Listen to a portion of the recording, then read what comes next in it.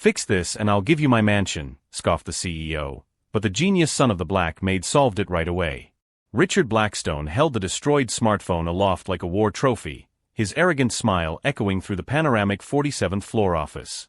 The top-of-the-line device had fallen from his desk during a tense meeting and now displayed a completely shattered screen, exposed circuits, and a swollen battery. "Look at this," he continued, addressing the executives around the conference table. $3,000 thrown in the trash. I bet even the geniuses in the IT department can't resurrect this little beauty. From the corner of the room, where he was quietly organizing scattered papers, David Santos, only 16 years old, watched the scene with a calmness that contrasted with the chaos around him. The son of Sao, the maid who had been cleaning that office for 15 years, he was only there to help his mother during school vacations. "Hey kid," Richard pointed directly at David, completely ignoring the visible discomfort of the other executives. "Your mother always says you're a little Einstein, right? How about showing us what you can do?" A heavy silence fell over the room. David was 16, but his eyes carried a maturity that came from years of watching his mother being treated as invisible by people like Richard.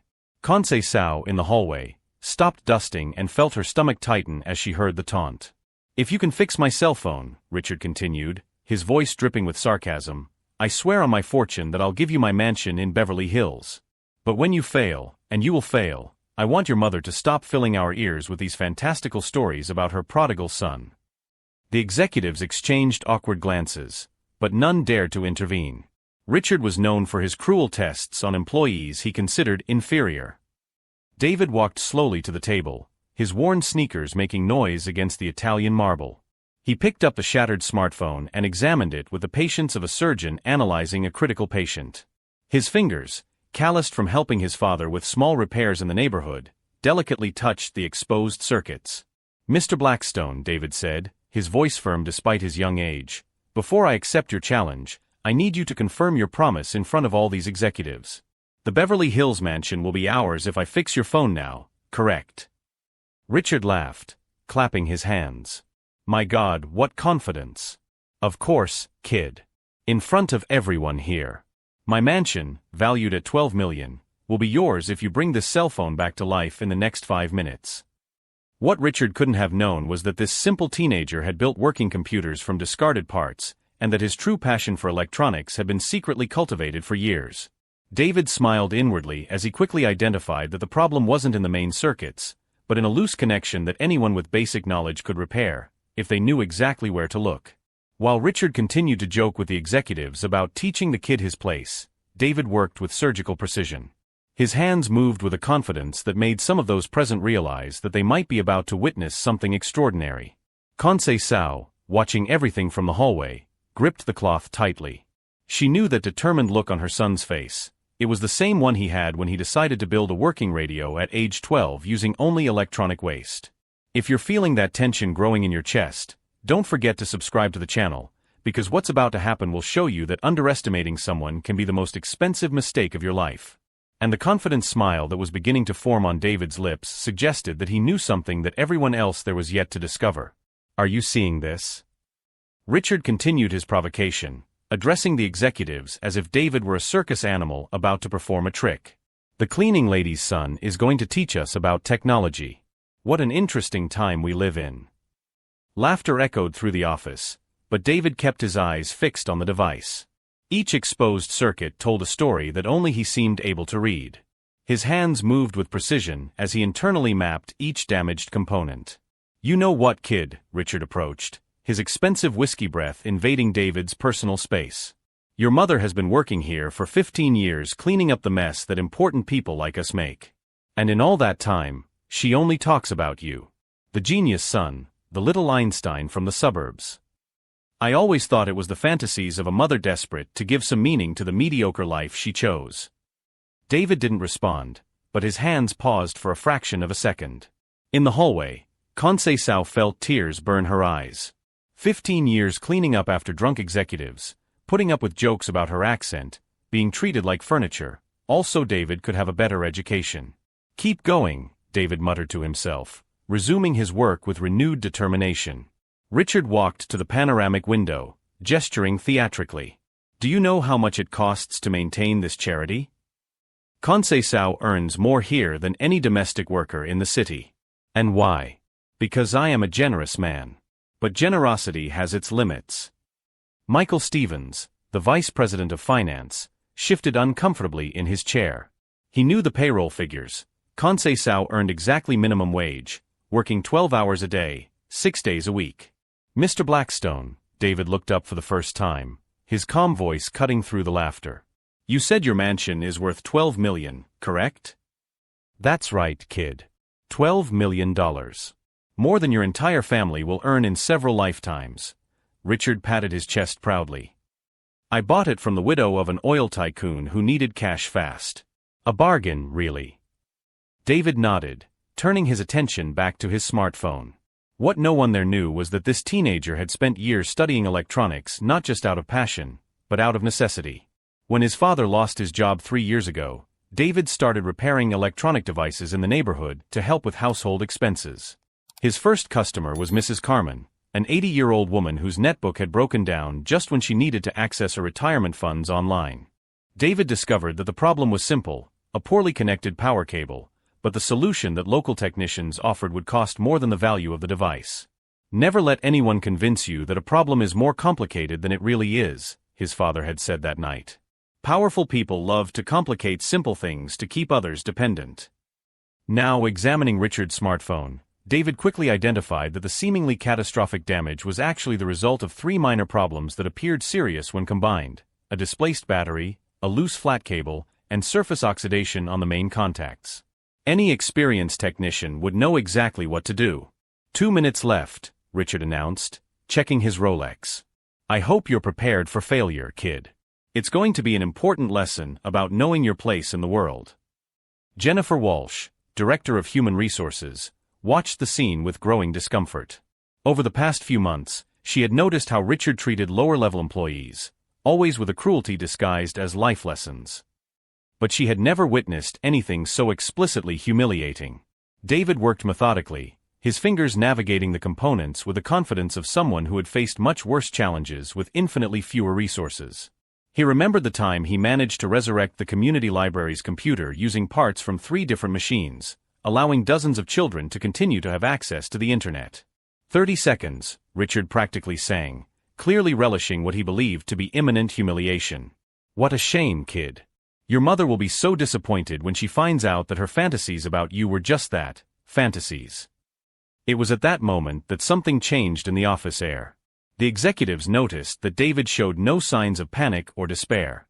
On the contrary, there was a serenity in his movements that suggested something none of them had considered.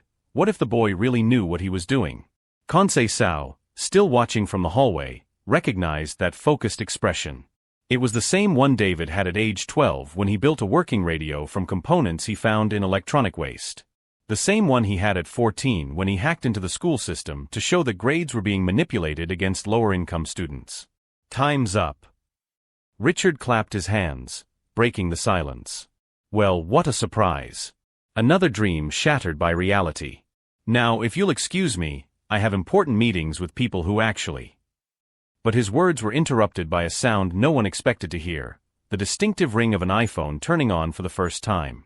On the previously completely dark screen, the Apple logo shone in all its glory, followed by the startup animation that everyone knew so well. The smartphone, which moments before had seemed beyond repair, was coming back to life as if it had never been damaged. The silence that followed was deafening. Richard stared at the device with the expression of someone who had just seen a ghost. The executives exchanged incredulous glances. Jennifer Walsh covered her mouth with her hands. And David, still holding the perfectly functioning cell phone, looked up at Richard with a smile that carried decades of wisdom concentrated into 16 years of life.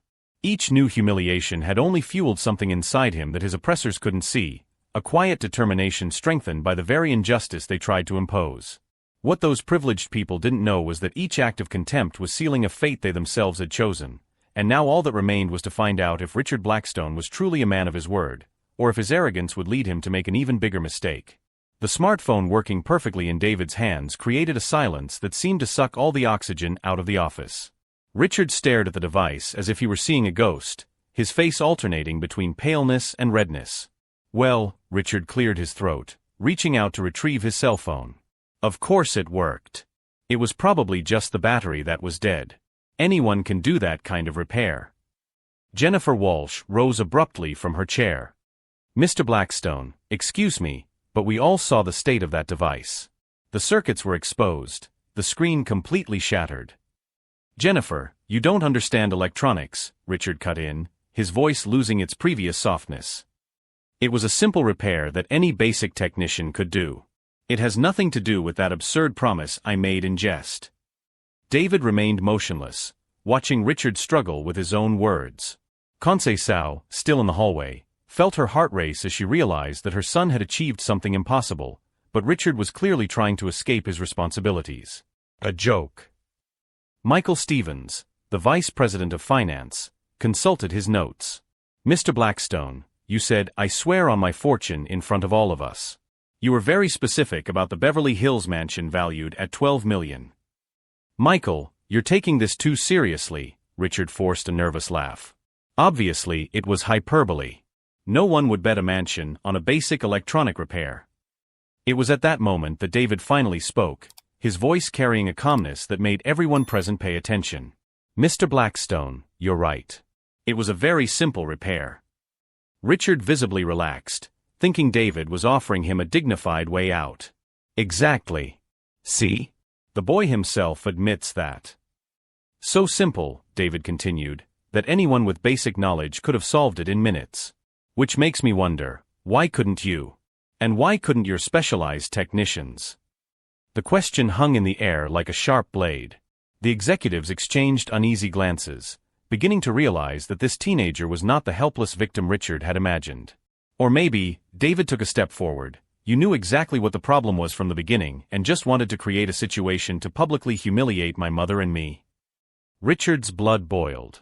How dare this kid question his motives? Listen here, kid. I think you and your mother had better know your place. One little joke doesn't mean you're going to walk out of here with. I recorded everything, David interrupted softly, holding up his own smartphone. From the moment you made the promise until now. I recorded your specific promise, your comments about my mother, and your attempt to go back on your word. The office fell so silent that you could hear the air conditioning humming. Richard felt the world spinning around him. In the midst of the digital age, he had completely forgotten that anyone could be recording. Furthermore, David continued, his voice gaining a confidence that contrasted with his young age, my father is Miguel Santos. You may know him better as Miguel Santos Law Firm, specializing in labor law and workplace discrimination. Jennifer Walsh covered her mouth to hide a smile. She was well aware of Miguel Santos' reputation, one of the most respected labor lawyers in the city, famous for his cases against companies that practice discrimination. Coincidentally, David continued, my father has been working on a very interesting case over the past few months. Something about a company that systematically pays below-average wages to Black and Latino employees, while offering superior benefits to white executives. The documents he has collected are quite revealing. Richard felt the ground open up beneath his feet. How could that kid know about the company's wage practices? And more importantly, how had Miguel Santos gained access to internal information? What Richard didn't know was that Conceição, during her 15 years cleaning offices, had overheard conversations she should never have heard. Executives openly discussing how to keep certain types of employees in subordinate positions. Comments about hiring diversity but maintaining quality. Jokes about quotas and affirmative action. And Conceição, whom Richard had always treated like furniture, had a photographic memory for injustices. But don't worry, Mr. Blackstone, David said, putting his phone back in his pocket. I don't intend to use this information unfairly. I just wanted to make sure you would honor your word about the mansion, as any man of integrity would. Michael Stevens cleared his throat uncomfortably. Mr. Blackstone, perhaps it would be better if we discussed this in private. No, David interrupted him gently. I think the conversation should continue right here, in front of the same people who witnessed the original promise. Transparency is fundamental in business, isn't it? Richard looked around the office, noticing that every executive present was visibly uncomfortable with the situation. Some avoided his gaze, others nervously checked their phones. The atmosphere had completely changed. He was no longer the predator, but the prey. Besides, David added with a smile that didn't reach his eyes, My mother always taught me that when someone gives their word in front of witnesses, especially important people like all of you, that word is worth more than any contract. Conceição, still watching from the hallway, felt tears of pride burn her eyes. Her son had grown up watching her being humiliated and disrespected by people like Richard. But unlike her, who had to accept it silently to keep her job, David had learned to turn that experience into something completely different. Richard realized he was cornered. A recording of his promise, witnesses present, and now the veiled threat of exposure of the company's discriminatory practices. Worse still, the son of the maid he had completely underestimated was conducting the whole situation with a mastery that would make experienced executives jealous. "Of course," Richard finally said, his voice sounding strained. "A man always honors his word. But we'll need time to prepare all the legal documentation for the transfer of ownership." "I understand perfectly," David nodded. "Would 15 days be a reasonable time frame? My father always says that important real estate transactions deserve the time necessary to be done properly." The mention of my father made Richard gulp again. Every word David spoke sounded like a small threat wrapped in courtesy, and he was beginning to realize that he had seriously underestimated not only the boy, but the entire Santos family. Jennifer Walsh watched with fascination as David controlled the entire situation without ever raising his voice or showing aggression. It was a lesson in leadership she would never see in the most expensive business schools in the country. 15 days, Richard agreed reluctantly, realizing he had no choice. "But this stays between us, obviously. There's no need to." "Oh, but of course I'm going to tell everyone," David exclaimed with genuine enthusiasm. "A story like this deserves to be shared." The generous CEO who offered his mansion to a maid's son after a simple repair. What an inspiring lesson in recognizing talent regardless of social background. David's smile was angelic, but his eyes shone with a calculating intelligence that made Richard realize he was dealing with someone far more dangerous than he had imagined. The boy had turned a humiliating situation into a narrative of corporate generosity, but in a way that would make it impossible for Richard to back down without looking exactly what he was, a prejudiced man without his word. As the executives began to disperse in awkward silence, David remained in the center of the office with the same serene calm he had maintained throughout the confrontation. But now there was something different in his gaze, the quiet satisfaction of someone who had just turned around a game that seemed lost from the start. Conceição finally entered the office to collect her cleaning supplies, and for the first time in 15 years, Richard Blackstone couldn't look her in the eye.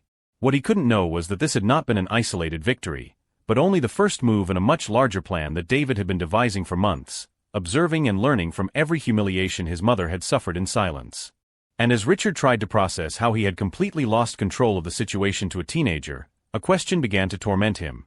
If David Santos was capable of planning and executing such a sophisticated turnaround at 16, what else would he be capable of doing with a $12 million mansion and the public attention that this story would inevitably attract? 3 days after the promise in the office, Richard Blackstone believed he had found the perfect solution. Sitting in his Mercedes convertible on his way to the most expensive law firm in town, he mentally rehearsed the speech that would dismantle the whole charade. "Thompson, I need you to nullify a verbal contract made under duress," he said on the phone to his personal lawyer. "A minor extorted me using illegal recordings. We have precedents to invalidate this completely." What Richard didn't know was that, at that very moment, Miguel Santos was in the newsroom of the city's largest newspaper, accompanied by Jennifer Walsh and Michael Stevens, who had sought out the lawyer on their own after witnessing the humiliation in the office.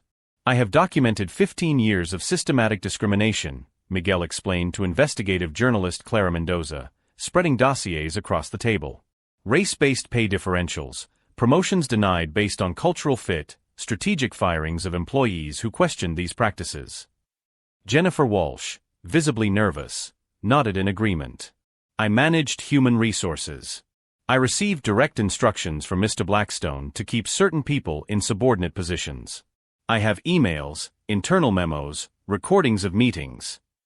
Michael Stevens added, "The financial data clearly shows that white employees earned, on average, 40% more than black and Latino employees in the same positions." Richard justified this as qualification differences, but we have evidence that more qualified candidates were systematically rejected.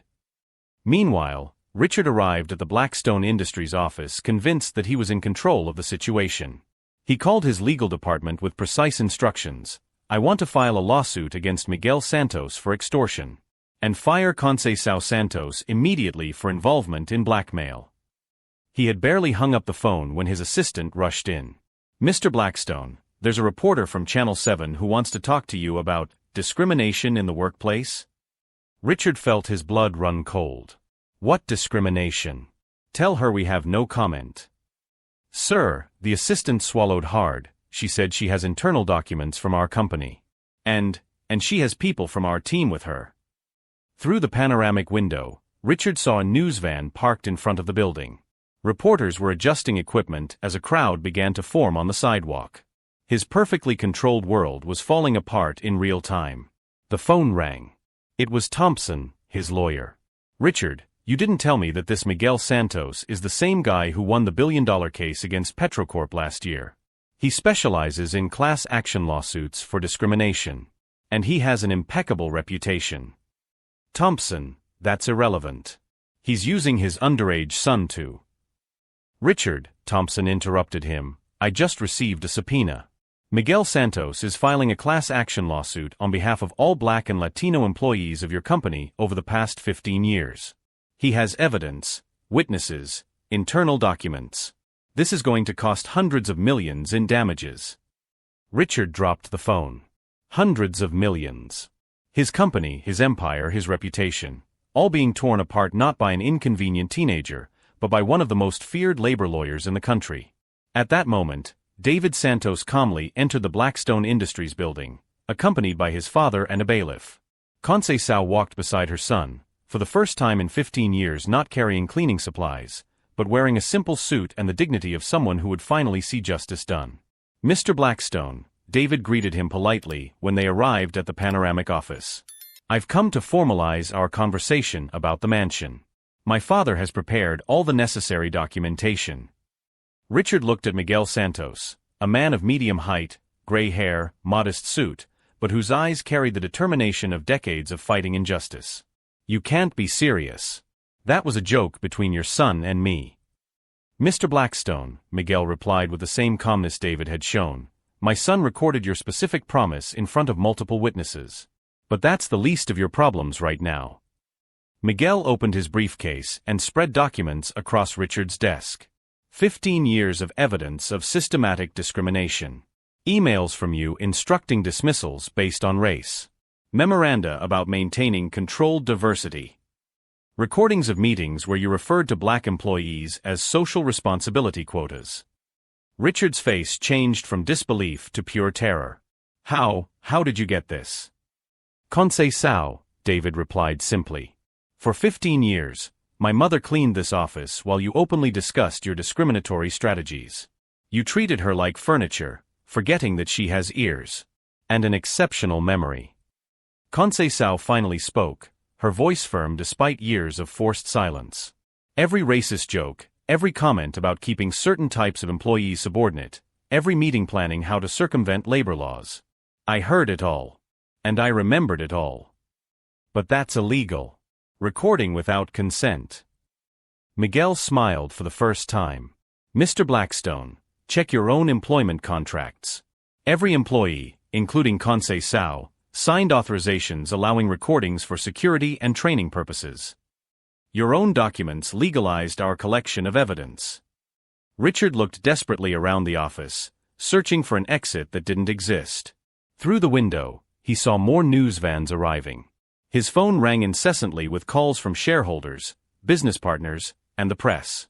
"The mansion," David said gently, "was just the beginning. We wanted to make sure you would honor at least one promise before we revealed the rest." "The rest?" Richard whispered. Miguel opened another folder. Class action lawsuit representing 847 employees. Damages estimated at $340 million. And since the discrimination was systematic and documented, we expect the court to impose exemplary penalties that could double that amount. David watched Richard slowly process the magnitude of what was happening. "Mr. Blackstone, you always said my mother should know her place. Today she is knowing her place, on the right side of justice." The bailiff formally served the summons to Richard, who received it with trembling hands. 15 years of arrogance, prejudice, and abuse of power were being called into account in a single devastating afternoon. Sao looked around the office where she had been humiliated for so many years one last time. Mr. Blackstone, you don't need to worry about finding another maid. Starting today, this office will have new owners. As the Santos family left the building with dignity, Richard Blackstone remained alone in his crumbling empire, finally understanding that he had underestimated not only an intelligent teenager, but an entire family that had turned 15 years of accumulated injustice into the most calculated and devastating lesson in humility he could ever imagine. Outside, cameras captured David, Miguel, and Sao Santos leaving the building with their heads held high, as the future opened up before them with seemingly endless possibilities. But one question remained unanswered, leaving reporters wondering, if this family was capable of planning and executing such a complex turnaround against one of the city's most powerful businessmen, what other injustices would they be prepared to face? And how many other families like theirs were watching this victory and realizing that perhaps it was time for their own voices to be heard? 6 months later, Richard Blackstone signed personal bankruptcy papers in a modest office downtown. Blackstone Industries had been sold to cover the class action lawsuit settlements. His Beverly Hills mansion, ironically, now housed an educational center run by the Santos family. $340 million in damages, Miguel Santos explained to reporters at the center's opening. Every penny will be invested in education and opportunities for young people from disadvantaged communities. David, now 17, cut the ribbon alongside his mother. The boy who had been humiliated for fixing a cell phone was being accepted into the country's best universities with full scholarships. "My son always knew that knowledge is power," said Sao, wearing the lab coat of the new center's director. 15 years of cleaning offices taught me that those who underestimate others based on prejudice always end up missing out on the greatest opportunities. Richard watched the news from his rented apartment, recognizing that he had created his own enemies by treating decent people as disposable. Jennifer Walsh, now working as a corporate diversity consultant, summed it up perfectly: arrogance has a price, and Richard discovered that some debts are unpayable. David proved that the best revenge is not to destroy those who humiliate you, it is to build something so great that their opinion becomes completely irrelevant. If this story touched you, subscribe to the channel for more stories about how justice, even if delayed, always finds its way to those who never give up fighting for what is right.